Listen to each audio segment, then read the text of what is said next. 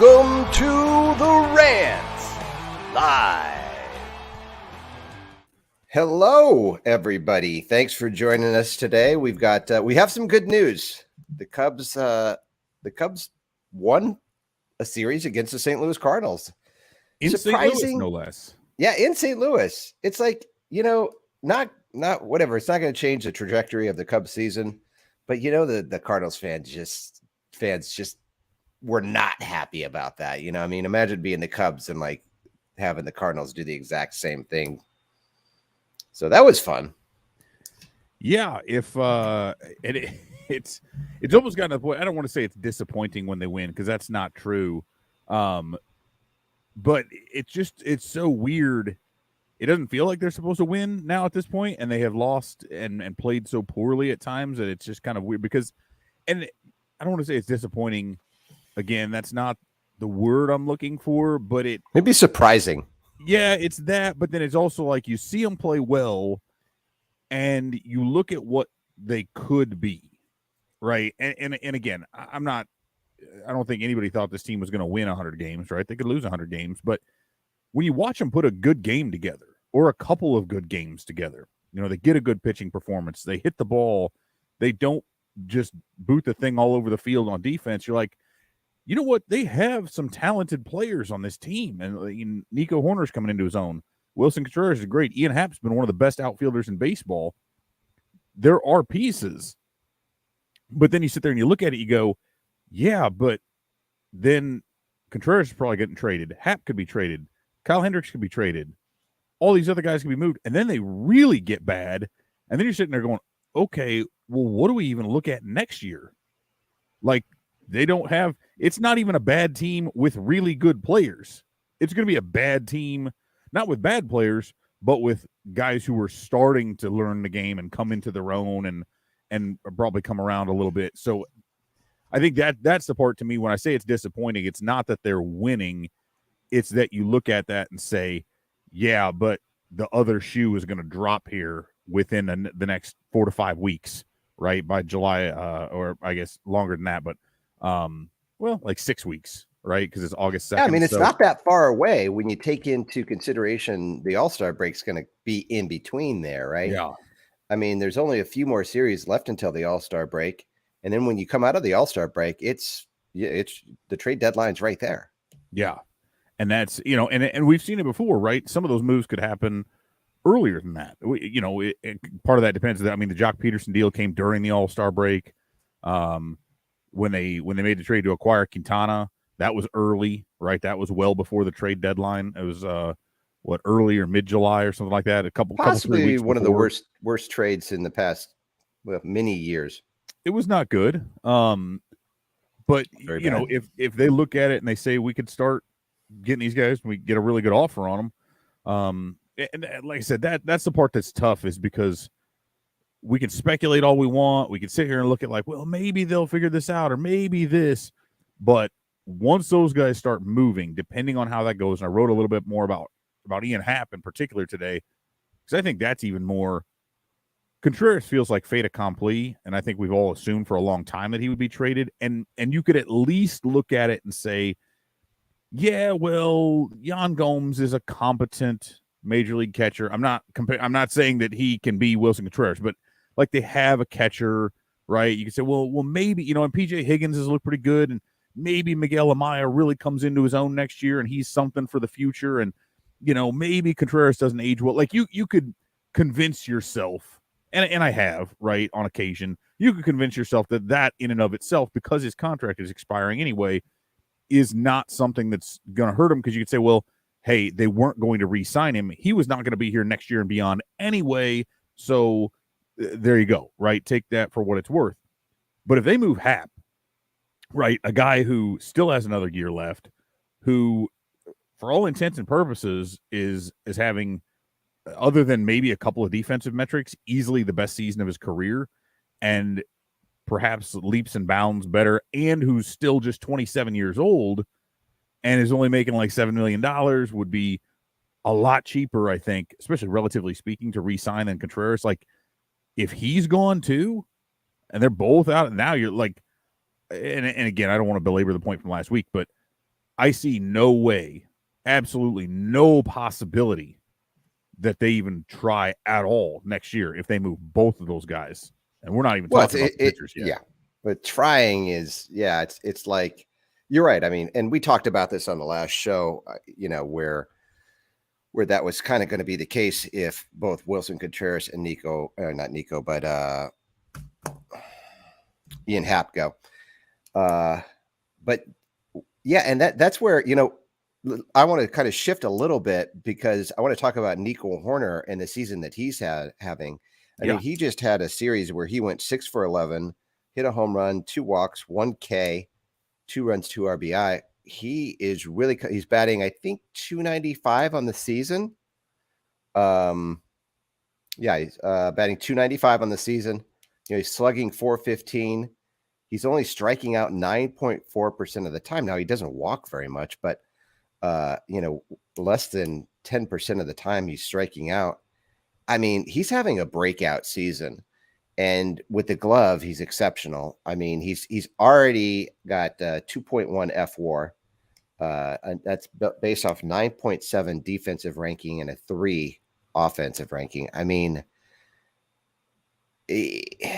and this is where I kind of like, if the Cubs trade Wilson Contreras and they trade Ian Happ, like, is there anything that would stop them from trading Nico Hoerner? And I know that sounds completely mad because Hoerner is a free agent in 2026. So you've got multiple years of control there.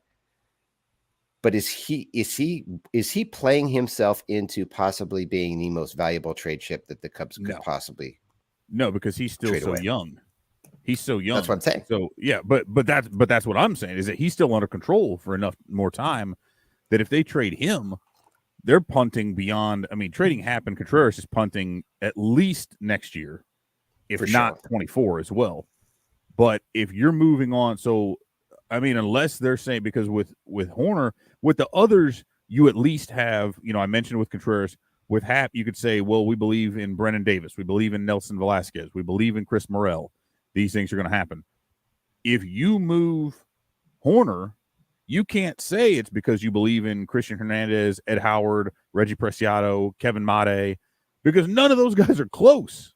You're talking 2 years at minimum for any of them. So to move a guy for whom you have no immediate backup, zero immediate backup, and not even immediate, but we're talking like there's not only is there not somebody who can come up and replace him, there's not somebody who they'll be able to move through their system for 2 years.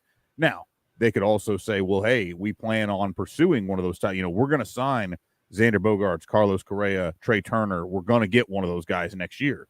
And so if that's the deal, but if you're banking on that and guaranteeing, A, that you're going to get a top shortstop on the next free agent market, and that all those guys are coming up, because I tell you what, right now, you even look over at second base, thank God.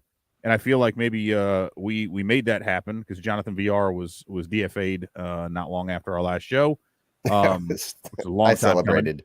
Antwerpen Simmons not going to be around, right? Do you count on Nick Madrigal to hold down second base? I don't think so. But man, if you do get a top guy, and then all of a sudden Hoerner becomes that, backup shortstop, full-time second base, or primary second baseman, the Ben Zobrist kind of a thing. He can move out and left, maybe center. He can play some third base. He can move around. I think if you move him, that's like Happ is punting on next year, guaranteed.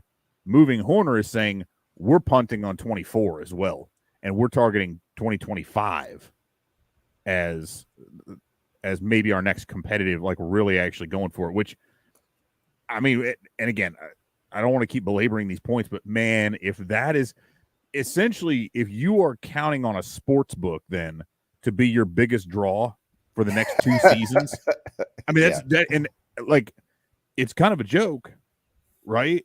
I mean, is it like an actual joke? But it's that's a bunch really of what things. I mean, that they would be counting on the ballpark and the various accoutrements that they have added versus actually fielding a team. They're just saying, we really don't think we have to field a team. Is it that hard to convince yourself that that's their approach? No, it's not at all. It is not hard, because what is their marketing slogan? it's different here. Yeah. And you're fielding a shit ball club. You So might lose 100 games. They can't be pointing out the fact that their experience. team being bad is what's different. Right. That's not what the it's different here means. Right.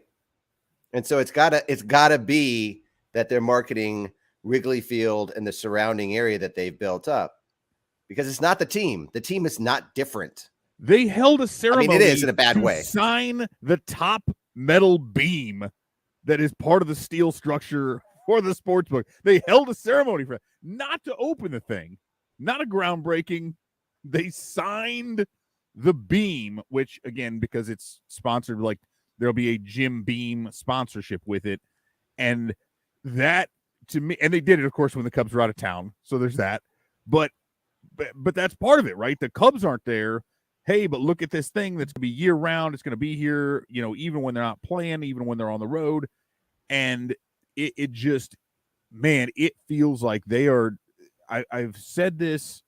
I don't know if we've talked about it on the show, but I know I've tweeted about this in the past where it feels like, and you see this a lot of times, like if it's and I don't want to confuse the Cubs for a mom and pop type thing, but you see this when you have a successful, whether it be a restaurant or a grocery chain or something like that, right? That's a local, that has a mom and pop flavor, that has some cool, so that everybody loves, people come. And so then you have like a corporate buyer who comes in, or a franchisee or something like that, right? And they want to figure out how to replicate that model and spread it out and set it to different. But the problem is, once you get outside of that initial little insular community that gave rise to this thing in the first place, all you're doing is saying, we think we understand what's cool about this, and we're going to try to synthesize it and make it bigger elsewhere. That's what's happening with the ownership and the business side of operations of the Cubs. Is they're saying, we think we understand what it means to be a Cubs fan, and we're going to take our kind of artificial understanding of that, with our not Cubs fan belief. We think we know what it means, and we're gonna synthesize that. We're gonna bottle it up, and we're gonna sell it to you in however many different forms we can, because we think this is what Cubs fans want. And it's not, right?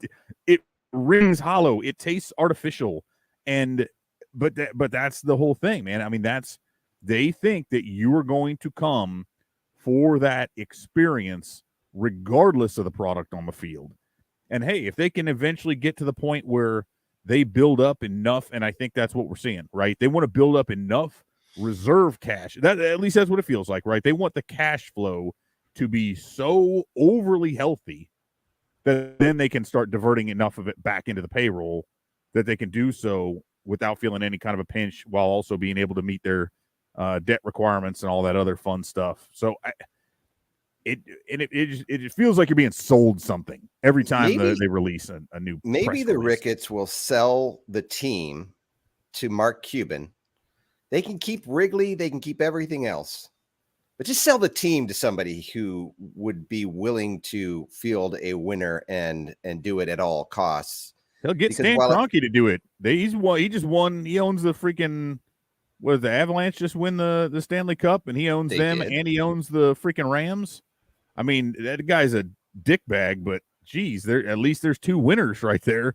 You know what I mean? Yeah. Like and he apparently likes to win and go for it in a big way and build. And that's what it feels like. It just feels like Ricketts, because of all the stuff that has happened outside the ballpark, is distracted, right? Like he's like a kid in a candy shop, a billionaire in a candy shop, right? Where it's just like, oh, I can take over more and I can do this. And like, you're just not focusing on the thing that is the essence and the centerpiece of the entire area. And there's a long tail that he's riding of Cubs fans that were generated by WGN, and you and I are kind of part of that generation, right? But we're aging, and that's the problem is that the people who are fans because of that are they're in their prime money-making years, and but they're aging. And the thing is that the younger generation that's coming up behind them, they're not going to have this same level of fandom if they continue doing what they're doing. Now, of course, we introduce our kids and they like it and things like that. But I have to tell you, I mean, and I've mentioned this before, my son likes the Dodgers, because A, we're in Phoenix, but B, they're a winner. And I mean, he's still a Cubs fan. He still wears his Cubs hat and shirt and everything like that because I brainwashed him accordingly. But, I mean, you can't write a Cubs blog and not have your kids be a Cubs fan. Right.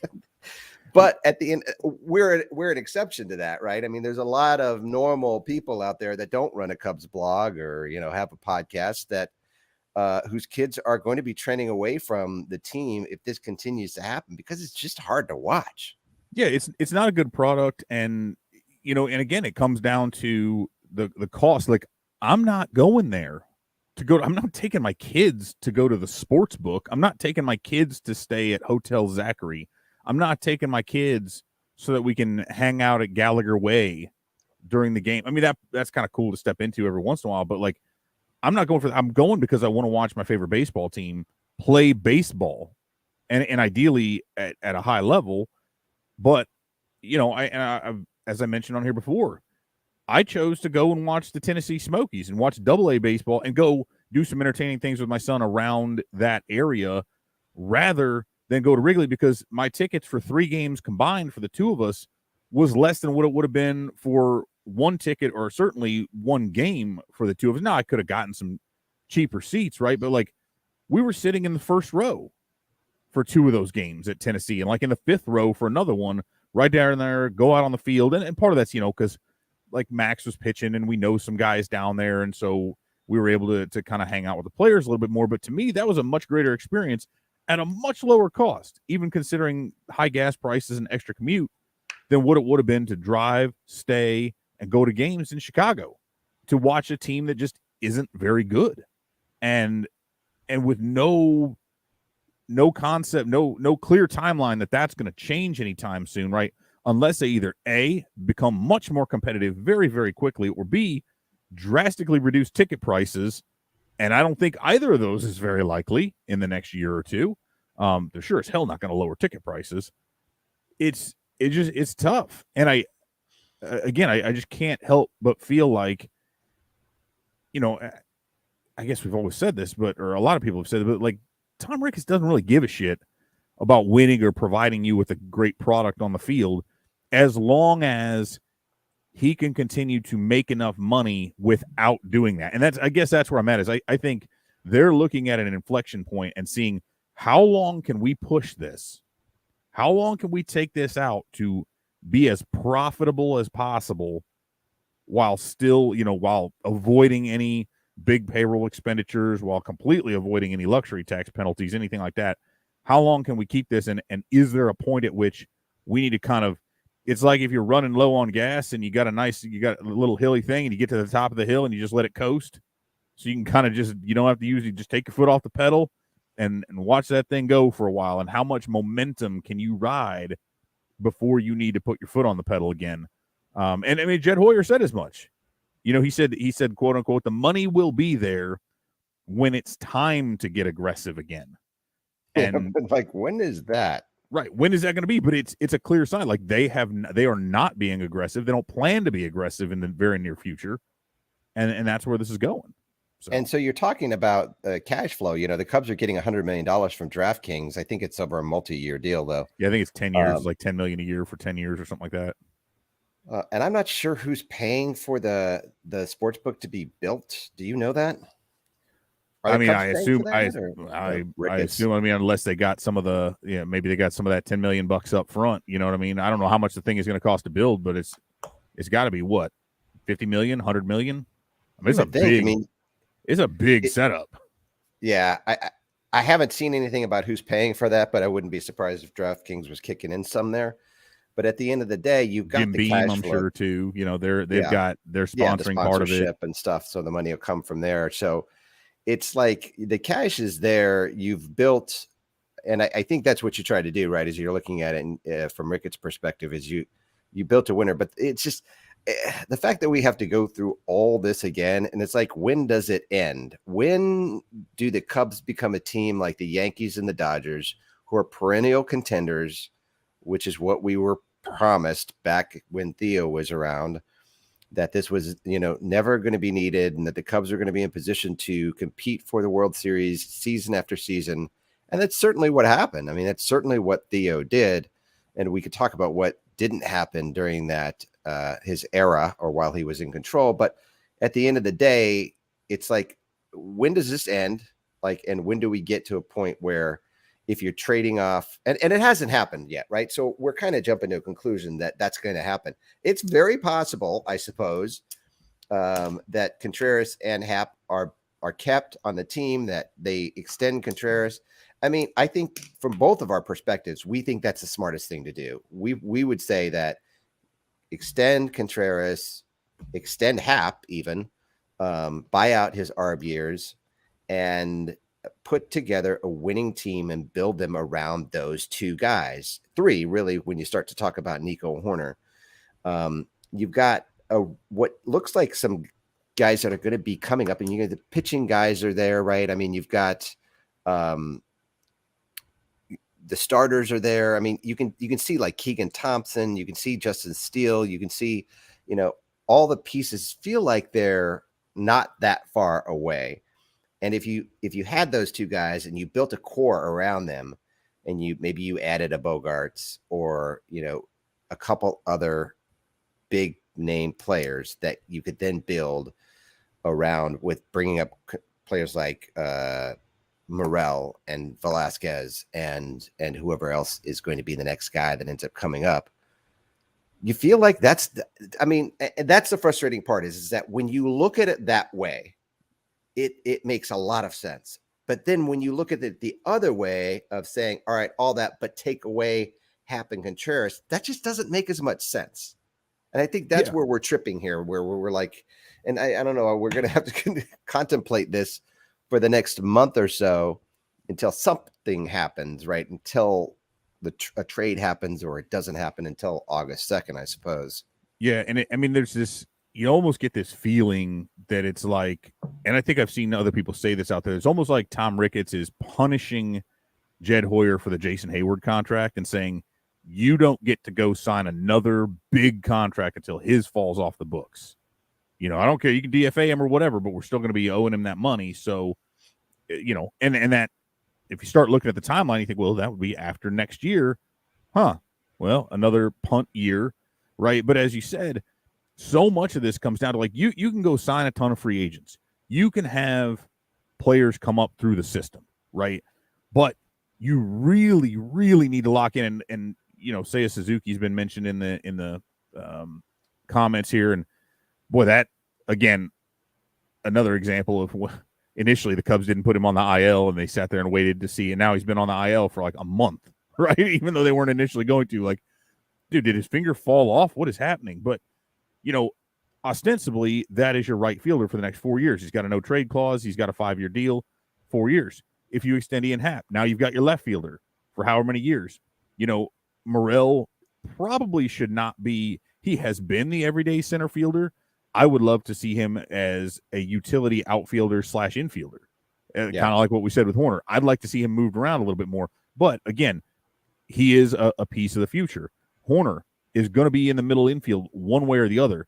Patrick Wisdom, Frank Schwindel, not a long future for those guys just because of their age, right? I don't, but could one or both of them, could you figure out a way to move one of them, keep one of them around? I would rather keep Wisdom, I don't think it's honestly. important.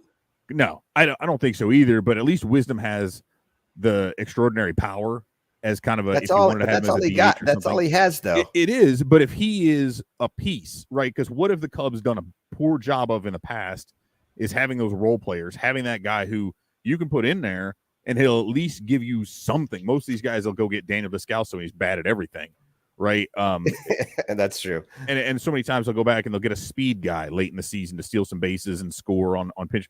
So having someone like Schwindel, is a decent contact hitter. He's got a little bit of pop, but not much. His defense at first isn't very good. There's no real value, like individual value that he really brings to the team. So that's why I'm like, man, get Matt Mervis up there. Let's go. But you can look at it and say, if you chose to, you could hold on to some of these dudes and have a path forward to where you could see where, hey, next year they're not going to be great, but if you keep these guys, you add another piece, nothing huge. You add another, maybe you pick up a pitcher, maybe you go sign another decent free agent to kind of fill in some spots. okay, they're not going to be great, but then Brandon Davis starts to come up. Maybe some of the guys make their way up to the majors. You're like, okay, I can kind of understand where this is at. So that then in 24, you can really start to go for it more. But if you remove those, it just becomes now you're replacing them instead of adding to them. Let me put it this way. It would be very difficult for Hoyer to trade away Ian Happ and Wilson Contreras and to continue to deny that this is a rebuild, because at that point you have torn it completely down. Right. If you want to hold on to and he has said multiple times on many occasions that this is not a rebuild. And that would just be a complete and utter lie at that point. You could not say it is a lie already, right? I mean, but at the end of the day, especially trading Hap. And so that's where I'm like, you can almost convince yourself that perhaps Hap stays on the team and they just do what they did with Contreras, and that is kind of ride him out until, what they've done with all their core players, which is ride him to the very last season. A little bit more risky, it feels like, with Hap, because he's been fairly inconsistent, but he does feel like he's flipped a switch and he really looks comfortable in the box. And he's still young. He's in his age 27 season. He's only going to be 28 next year versus, Contreras being 31. Yeah. Like that is such a prime age to be able to lock this guy in. And if you're able to buy him out of an arb year, and at that point, I mean, Hayward's going to be gone. Hendricks is probably going to be gone. Like you'll literally have no one left from 16 if they move on from some of these. Like Hendricks could be traded, right? If a team sees enough value in that guy, like there's another one where the Cubs are looking at like, yeah, man, you're not going to anchor the rotation anymore. So we could see that. And then, I would get, again, there's another one that I think we've said, if he were to be traded, good for him, because he's probably finding a much more competitive team and he's got a chance at better success. But that's also one where it's like, outside of the Cardinals game or when he pitches against them in general, when you're going to lose 100 games, is it very helpful to have him out? Is he really the guy who's going to help carry you every fifth day? And the answer is no. So the Cubs are 28-45 after the series. They are 5-5 in their last 10, which isn't terrible, I guess, if you're looking at how things have been trending over the season. 2.5 games up on the Reds. In the series, they played really, really well. I mean, their pitching they gave up only 10 earned runs, 3 home runs. By the way, Alec Mills gave up all 3 of those home runs in one inning. Only 3 home runs, only 7 walks, 26 strikeouts. Really, really good pitching all around, except for Alec Mills. They scored 12 runs. Offensively, they weren't, just crazy, but they did enough. They had 2 home runs, 10 walks, 23 strikeouts. Not a lot there. A lot of small ball, really, but they won with it, and their pitching kind of kept them in the series. With Kyle Hendricks leading things off, 7 1/3 innings pitched, 5 hits, no runs, 6 Ks.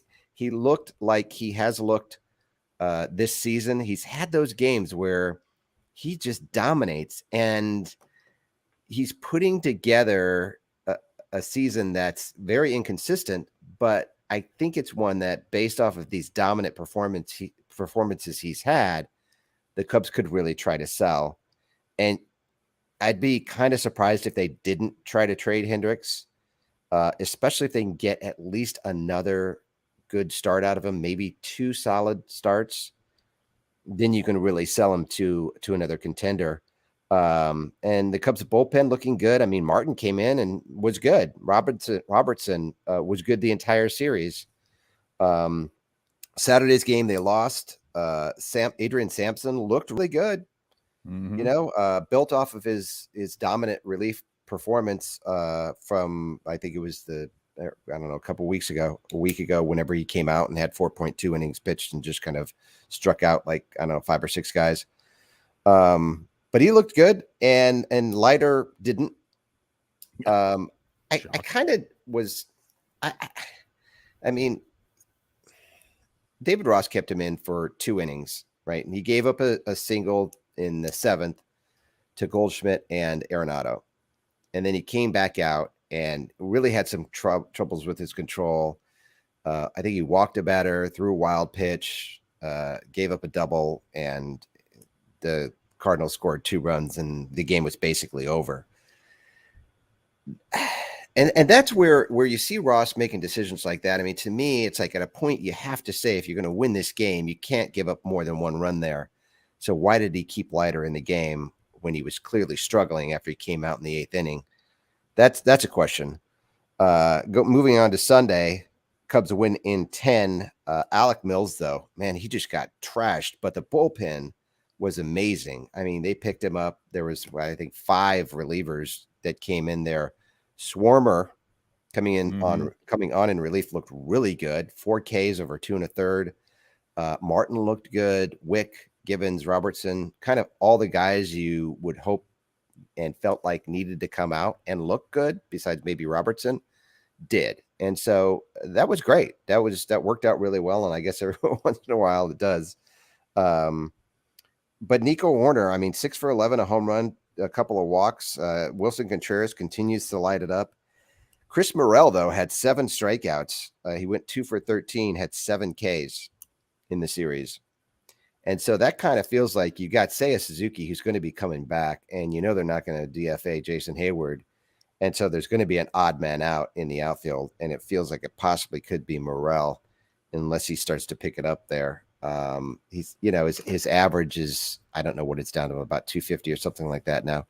And so he feels like he's kind of not on that high as much as he was at the beginning. What are your thoughts on possibly seeing him sent back down to the minors?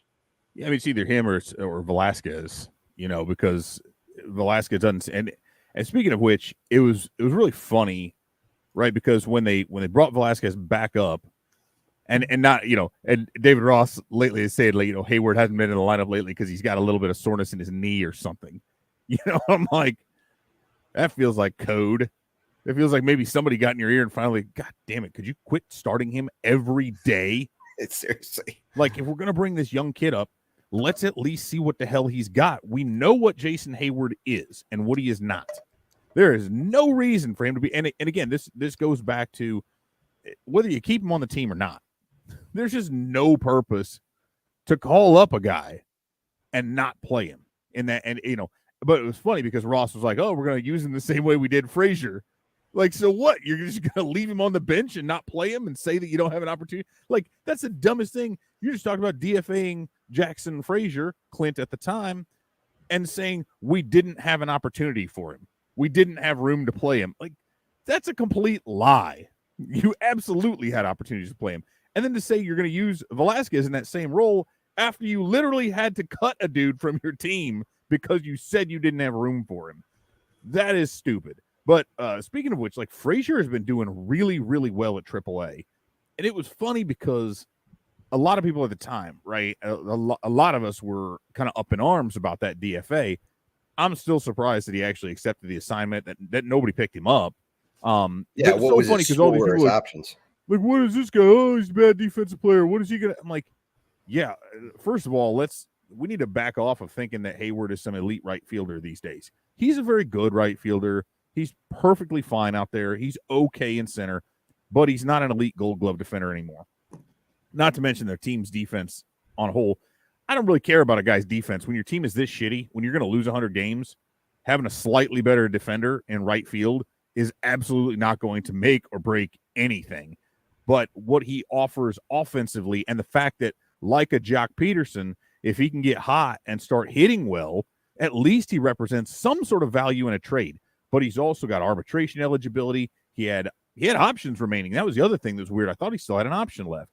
Why did you need to DFA him to clear room on the roster? But again, beside the point, the fact is that if you are looking toward the future, one of those guys could have a role in it and one might not. But the thing is, now, if Frazier does come back up, and I suppose they're just hoping he gets hot in AAA and they can trade him from there, because you'd have to end up putting him back on the roster and getting rid of somebody else like, Mark Leiter Jr. or whatever, right? Which I'm surprised hasn't happened yet. There's some weird stuff going on there that I don't really understand, that I don't see. And and I'll keep doing this, I'll keep saying this until something happens to change my mind.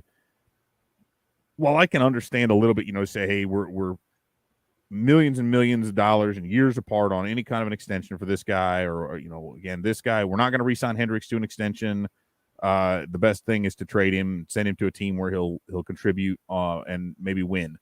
I get that from a business perspective, from a baseball perspective, those things I understand.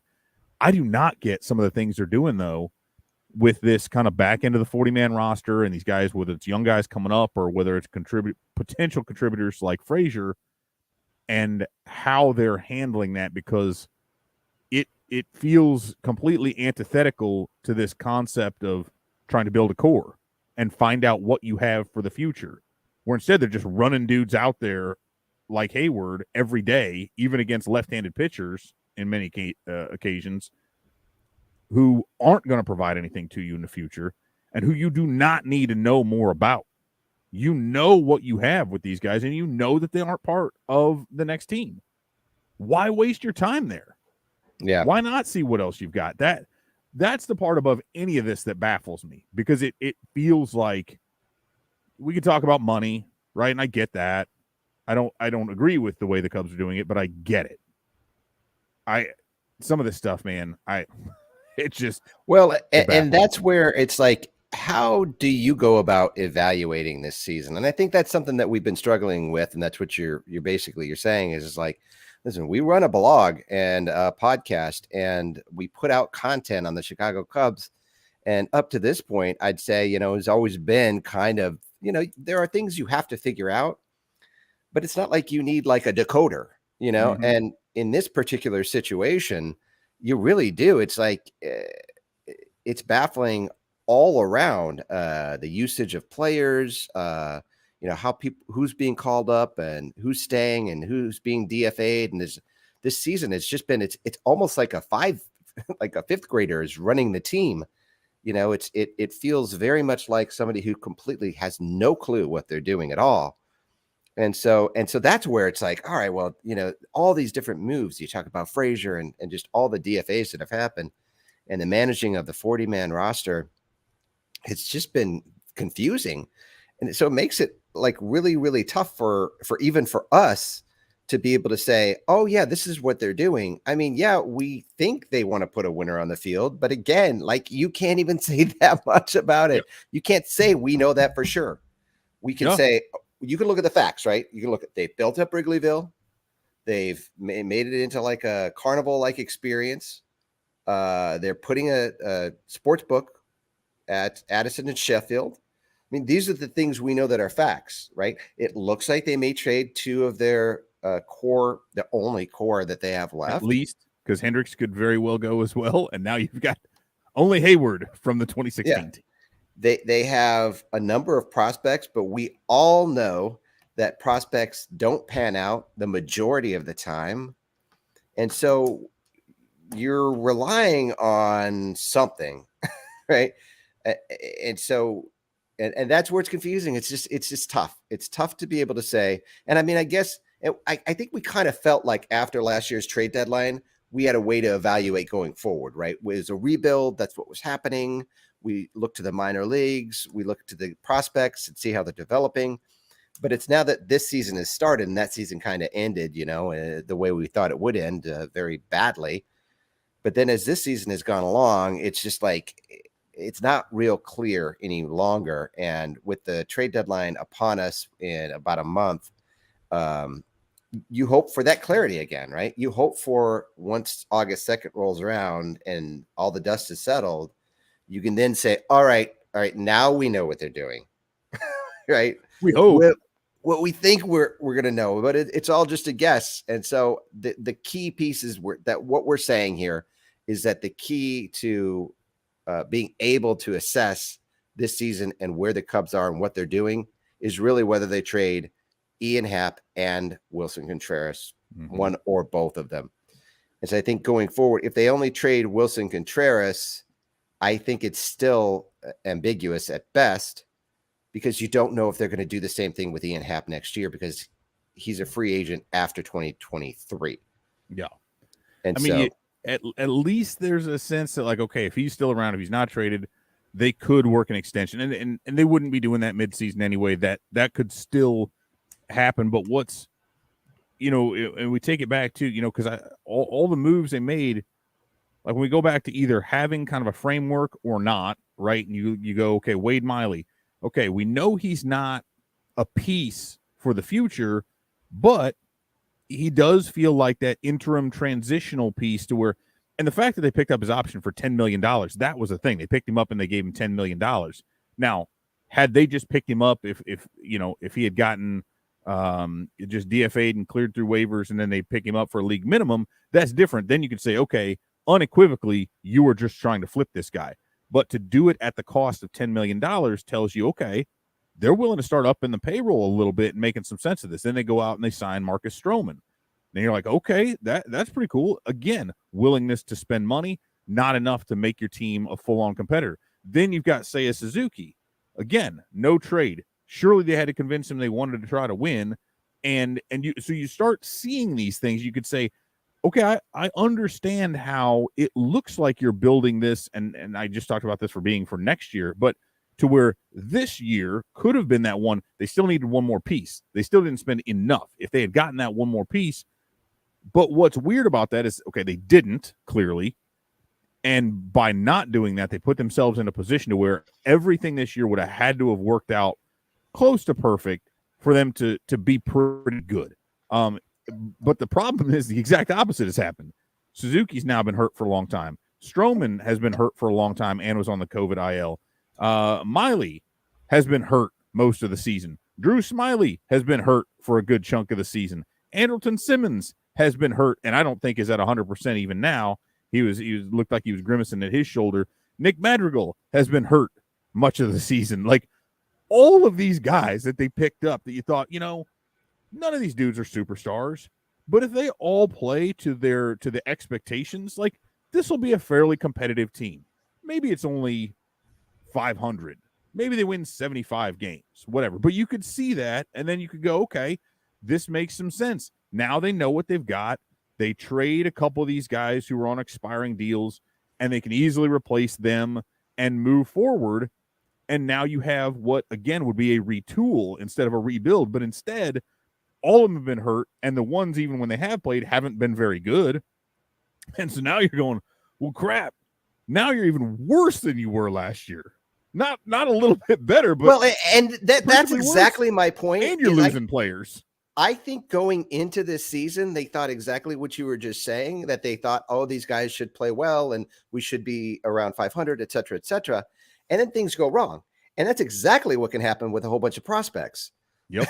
And so that's we've seen the mismanagement of this team, I'll say, in this season. And I don't mean David Ross. I mean the mismanagement of where's Carter Hawkins, by the way? I was just saying that. Where has anyone seen or heard? I haven't heard an interview. Is he like I listened to Jed the Hoyer, janitor's closet or something? Stuff. I don't know, dude. And it was like we didn't hear Hoyer as much. Like Theo Epstein definitely did most of the talking, but Hoyer had regular media appearances. He would regularly, not as much as Theo, but he was out there. Carter Hawkins, I don't think I've heard anything from him since his introductory press conference. Not even I saw pictures of him at spring training, but is he alive? And maybe he doesn't like to. I mean, I did gather from his, like, he did have a lot of verbal crutches, and it seemed like maybe he's a dude who was either not familiar with or comfortable with being in the public eye, which is fine because that's really GM, what Hoyer's though. role is. Yeah, I mean, I'm not saying that makes sense or that's how it should be, but Jesus, I mean, I'm not exaggerating. I don't think I've heard anything from him, not publicly. I'm sure some people have talked to him, done some things. I haven't seen a picture of him since spring training. I haven't heard him speak since he was introduced, and I'm sure he's doing something, but it is, man, it's weird because it feels like last year when there wasn't a GM. Exactly. Like, damn, Jed Hoyer's talking a lot. Boy, it'll be interesting when he hires a GM. Nope. Still Jed all the time. Baffling. All Jed all the time. So let's move along. One of the things that I thought we'd talk about is since everything is going sideways with the Cubs, is just taking a look around Major League Baseball, looking at the standings, because I think it's good to kind of talk about what's happening outside of the Cubs every once in a while. The good thing is that the Cubs knocked St. Louis out of first place, so they are a game back at Milwaukee. But it feels like the race for the NL Central is really going to be about who's just above 500, because you've got both teams that are just a few games, 6, 7, and 9 games respectively above 500. And who do you think is going to win the NL Central? I still think I feel like the Brewers pitching is what's going to carry them. But I mean, if you look at those two teams, right? Does anybody on that Brewers team really, like, because sure as hell not Christian Yelich anymore, unless he gets one of his weird hot streaks that he gets on sometimes in the second halves. Yeah. It just feels like, again, their pitching is going to carry them. And on the Cardinals side, and they do have, a couple of good pitchers, but really it's like, I mean, if Goldschmidt and Arenado continue to hit the way they're hitting, then that could carry them. But I just think both of those teams are so deeply flawed that I don't see either one of them really making any noise moving forward in the playoffs, just like we see from Milwaukee all the time, right? Like if you get in there and Eric Burns sucks in a game or whatever, or not Eric Burns, but Corbin Burns, or whatever, one of their stud pitchers doesn't have it, or what if Hader gets hurt or something? But yeah, I believe in the Brewers pitching though over the course of the second half to hold them in that spot more so than I believe Paul Goldschmidt's going to keep hitting the way he's been hitting. That's kind of my thought. He's always been good though. It's not like this is out of nowhere. I mean, the guy but I mean, this is like solid year. He was like up until recently. I mean, he's cooled somewhat, but for a while there, he was like the best hitter on the planet. Like, and it wasn't even close. I mean, he was just mashing everything, and that's what they kind of rode that surge. I just don't think when you're leaning on, Adam Wainwright and Yadi Molina, and you got 55-year-old Albert Pujols on your team, like I just don't know that they maintain that stamina through the second half with their strength as much as what Milwaukee has been able to do. But like I said, I think both of them are deeply flawed teams. That was part of, I think, what we looked at with the Cubs too, and said, again, they're flawed, but unless one of these other teams, and both of them, right? You look at that, like Milwaukee has still had excellent pitching, and then we're seeing like Nolan Arenado had, Goldschmidt's been very consistently good, although he wasn't as tough, right? For 2020 season was rough on him, I think, but Arenado was not nearly as good upon coming over, and I know he did. There's some really interesting stuff out there on the work that he did in the offseason as far as his hip flexibility and some other stuff he did to kind of regain his hitting form. But again, you look at, if those two are in there, that's such a potent 1-2 punch. But outside of that, do they have enough that can really and I know, again, Edman has been really, really good, so I don't want to discount that, right? I mean, but to me, it's hitting versus pitching. But you look at it, say, and the Cubs actually have played St. Louis pretty well, and they won the series from Milwaukee earlier. So you look at it, you're like, oh yeah, and then you have two really crappy teams. You think, well, you beat up on the Reds and the Pirates, and if you can do okay against those top two teams, like you could be competitive in what is, for all intents and purposes, probably the weakest division in baseball, at least in the National League, just in terms of how stratified it is. But yeah, I'd say the AL Central is right there. Yeah, that's true, because the White Sox are pretty bad. They're disappointing. Like the Cubs are just bad. The White Sox, man, how depressing is it that Chicago you got to fire Tony La Russa. The fact that they ever hired him as a head coach is the stupidest thing I've ever seen in my life. Why would you do that? He failed miserably when he was an executive with Arizona. They got rid of him. And then you go and hire this guy as your head coach. I mean, is it any surprise that the team is 3 games under 500? I'd fire him now. But they're never going to. He and Jason Hayward apparently are just, they've got just the carte blanche to do whatever. But it's because Jerry Reinsdorf is his buddy, and Reinsdorf still feels bad for firing La Russa all those years ago, the last time he was the manager there. But it's pretty evident, like there's not a whole lot. Like a manager cannot make a bad team good. They won't make a good team bad. But they can be that different. And actually, the White Sox have been kind of bad, so maybe that's neither here nor there. And they've had some injuries, right? So let's not pretend it's all him. But when you come down to it, and when you need that little difference, we talked about that, like whether it be team chemistry or whatever, those little things don't in and of themselves make or break a team, but they can certainly prevent you from taking that next step or from having that extra little advantage. So at this point, like, what is there to lose? The Phillies didn't wait around to fire Joe Girardi. The Angels didn't sit around waiting to fire Joe Madden. Like, La Russa it looks like he's falling asleep half the time in the dugout. What's going on? The White Sox are only 5.5 games out of first. I'm going to say it. I'll be very surprised if they don't fire La Russa by the end of July. That's my prediction. Get him out of there because it's still a very try to make a second half winnable. Run. Yeah, very winnable division. And looking back at the National League, the Mets are, I don't even know, dude. Are they going to fall in the second half? Is Atlanta going to overtake them? Because it's crazy how well they're pitching with the injuries they've got on that staff. They don't even have Max Scherzer back yet. I mean, I know he's got either was it yesterday or he's got another rehab start, and then he should be back up with them. I mean, if you have Scherzer and DeGrom, but they're doing, and they've been doing well without those guys. Yeah, right? That's what I'm saying. When you get them back, I'm looking at the Mets and going, we could see the opposite of the usual Mets, which is to look like things are going really well and then have it all fall apart. Right now, things are going really, really well, and they still could get back a ton of like the most talented pitchers, plural, in the world, possibly. Or two of the top five, especially in this era. I don't know. As hot as Atlanta got, I mean, it took a 14-game win streak, and they still couldn't catch New York. 5 games under. They're 5 games back, but they're right. The Mets are 47 and 27, 20 games over 500. It just doesn't feel like that's going to continue. And then you've got the Dodgers and the Padres duking it out down in the NL West. And I mean, even San Francisco's playing. San Francisco was crazy good last year, just out of nowhere. And they're 6 games over 500, but I think the NL West is and the NL East definitely interesting. I think by default somebody's going to make it out of the NL Central, but I don't think you're going to have 2 teams. I think you're going to have the 3 wild cards, right? Yep. Come out of the East and the West in the National League at least. And then Colorado. Is Chris Bryant still injured?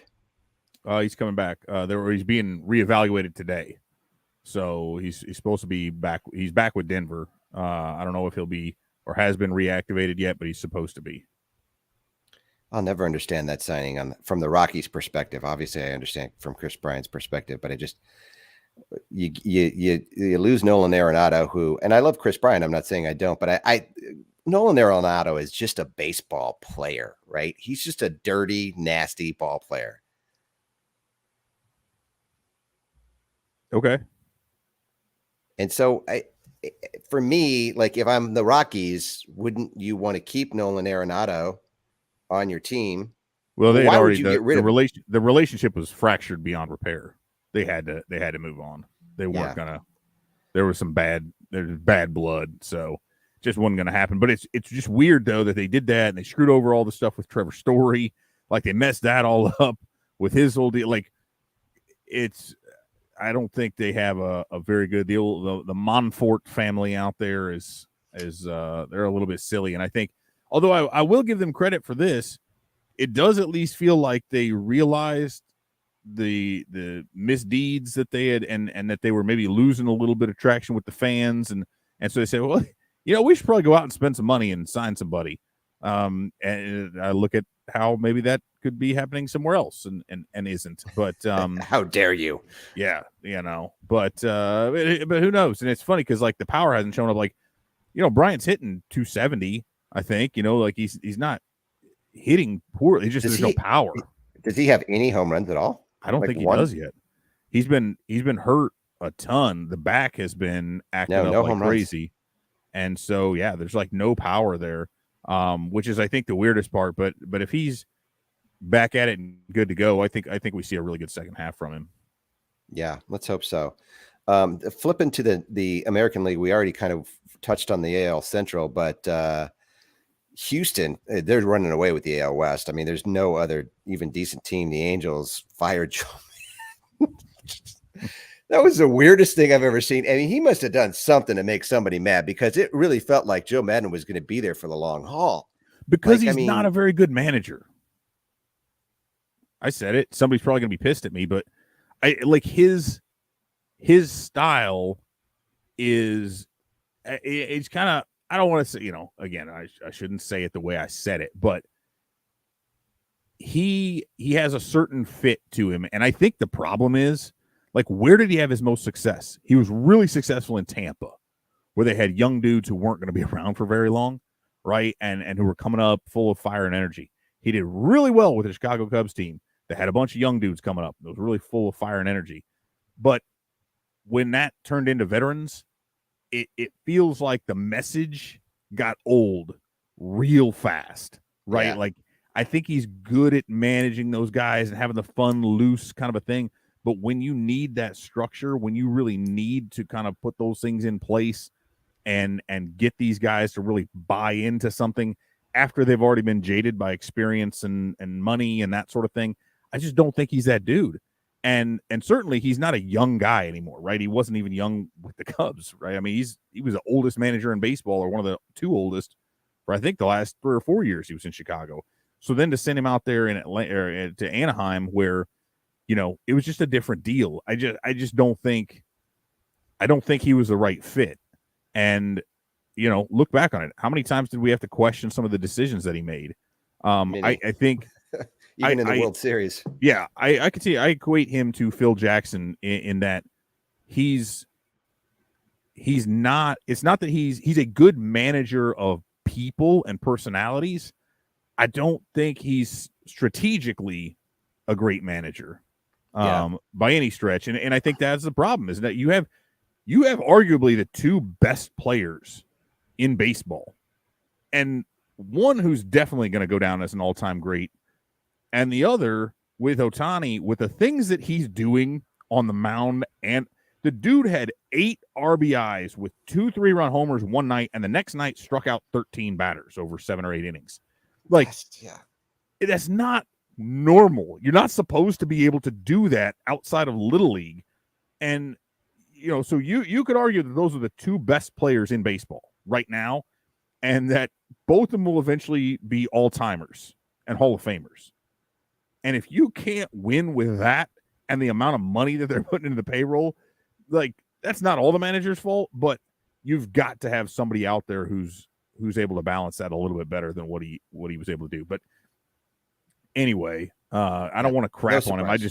I wasn't a big fan of Joe Madden there for the last couple 3 years, because I felt also like, I'm just getting this off my chest because this is a rant, but I also felt like Madden himself became such a brand there toward the end that it sort of felt like he had his restaurant and he had his Benny's commercials and he had his deals that he was doing, and it sort of felt like he, understandably, I think he sort of thought he was bigger than, not bigger than the team, but I think his ego and his way of addressing things and sort of being very aloof about a lot of different matters really grated on me toward the end.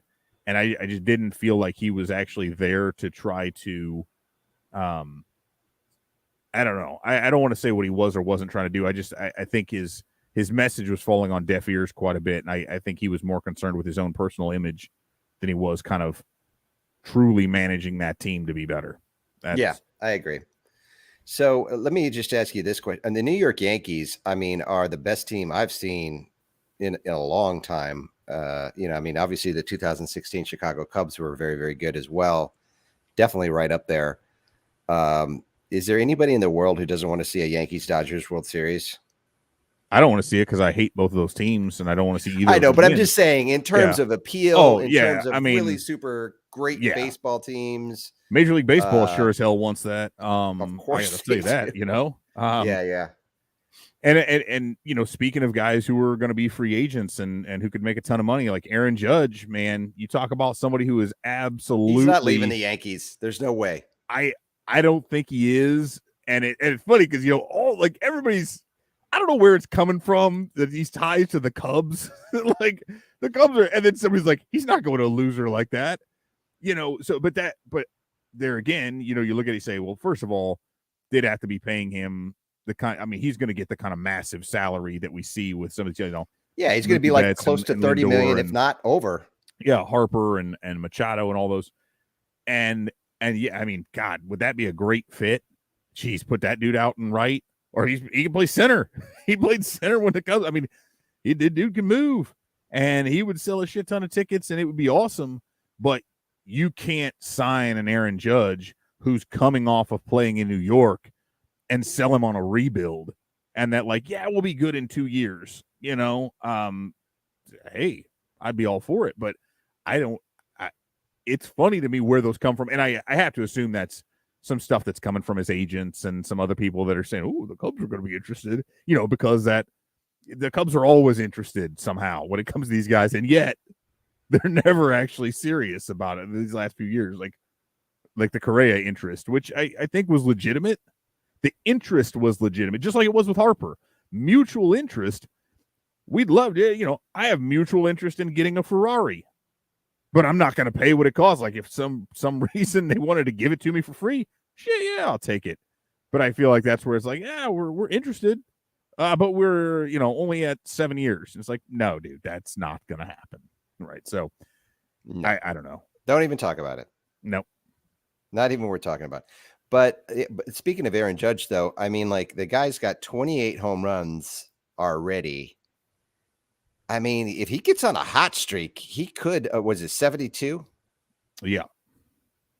I don't think he's getting to 72 unless he keeps taking advantage. So. I mean, he's taking advantage of that short porch out there. He and Rizzo both, man. If you can, because Judge can go oppo. I mean, he's got just ungodly power, but boy, use that short porch out there and right at Yankee Stadium. That's the other thing too, right? In addition to being able to make money, being able to win, whatever. Like you got to understand at certain ballparks, if they fit well with your swing and with your production, you gotta like understand how leaving that might be a different story. Aaron Judge in Wrigley Field would be ridiculous. I mean, yeah, between there and the other ballparks in the NL Central, I mean the NL Central has got some pretty hitter-friendly ballparks. You know what I mean? Like it's kind of fun. Look how much money Adam Dunn stole from the White Sox just because he could knock home runs out of Great American Ballpark. You know what I mean? Or how much, I mean, hey, Milwaukee is a great place to hit, right? I mean, St. Louis can be. The NL Central is not bad for that stuff to be able to go around. I mean, Nick Castellanos, baby, he absolutely, from the time he got traded from Detroit to this year, right? Like the time that he spent with the Cubs and with the Reds made him a hell of a lot of money getting out of Detroit. And the way that field was set up, turned a lot of doubles into homers for that dude, and it worked out quite well for him. It certainly did. So looking forward for the Cubs, we've got they're going to be playing the Reds here, which seems good. It's at Wrigley Field, so that's good too. You would think. Unfortunately, the Cubs they're awful at Wrigley. Though. The Cubs are terrible at home. They are 13-25 at home. It's not good. It's not good. It's not good, folks. And so who knows what's going to end up happening in this Red Series. Of course, they take 2 of 3 from the Braves. They take 2 of 3 from the Cardinals. So, of course, they'll probably get swept by the Reds, which would kind of feel about right. Hard to say. And then just in terms of the pitching matchups that the Cubs have going in this series, they've got Keegan Thompson going tomorrow night. The series starts tomorrow. Justin Steele and then Kyle Hendricks. So again, hopefully we get to see a good outing from Kyle Hendricks, repeat good outings from Keegan Thompson and Justin Steele. This feels like a series the Cubs should win. They then go in and have a weekend series against the Red Sox, which should be at least entertaining, but we'll see how it all plays out. Should be fun. Yeah. Either way. Yeah. If nothing else, I mean, you kind of look at these and you figure, I mean, the Reds are so awful, but hey, the Reds beat the crap out of the Cubs a couple times when they're down in Cincinnati a few weeks ago. So who knows what happens there? They just hit the crap out of them. Oh my goodness. So yeah, I don't know. I mean, we'll see which Cubs team we get, and a few evening games are coming up. A nice day off tonight. 3 Catch up on evening some games. television shows, and then get some evening games coming up. So. And then they have an evening game, all 7:05 starts, and then a Friday a day game. So I don't know, maybe we'll be able to squeeze a show in there in the morning, but we're gonna have to see how that plays out. I'm not sure what I got going on Friday. Yeah, the timing will be a little bit weird. I think I don't know. Friday's the 1st. I'm still trying to figure out whether I take some time off and have a long holiday weekend or what. Maybe go out and play some golf. I'm all of a sudden, There you go. I've been hitting the driving range, so I could figure out. I eliminated my slice almost entirely, and I played golf on Saturday. The best I've shot in. What'd you shoot? It was like a 92, which is okay. Not good, but for somebody who hasn't played in a year, I hadn't played in a year, and I should send you a picture of what the greens look like because somebody jacked up and they put the wrong stuff on these greens. And so calling them green was only because that's what the name is, because they were either brown or completely dead in about half. So you were putting over like a minefield. But I did eagle the 15th there, which was really cool. First eagle. Yeah. Wow. Yeah. I peeled my drive. Is 454 yards, and there's water in front of the green. So like it's not an island, but the approach is supposed to be like drive it dead center down the fairway, and then an iron over here to the right, dogleg right, and then you can approach the green across grass, right? And I'm not good enough to do that, so pounded my drive. It was raining a little bit and into the wind, so it probably went like 275, 6 iron, and just stuck it 6 feet of the pin. I mean, I thought I flew the green, but I stuck it and then hit my putt. So, and then I double bogeyed in the rain on bad greens. Yeah, I mean that's one for the record books there. It was pretty, and I thought it was a par 4, right? Because I'm on in 2. So you're like birdie. I'm like, I hit it. I was like, sweet birdie. The guy's like, no, dude, that's a par 5. That's an eagle. I'm like, no. I was like, holy crap, it was. All right. And then, like I said, I doubled on the next 2. So when you shoot a 92 and you had an eagle, but no, it's that's the kind of thing where it's like, man, you go out there and you're just hitting it dead straight. You're in most every fairway on the 4s and 5s. My iron game was not great, so the 3s were not kind to me. But no, it was a lot of fun. So now I want to get out and play more. So we'll see. That's how it works. That's how golf sucks you in. Exactly. Cool. Well, we might have a show on Friday, TBD. If not, we'll have a show on Monday. So cool. Could be a week, could be a few days. We'll let you know. Until then, though, you guys, everyone stay safe, stay healthy, take care.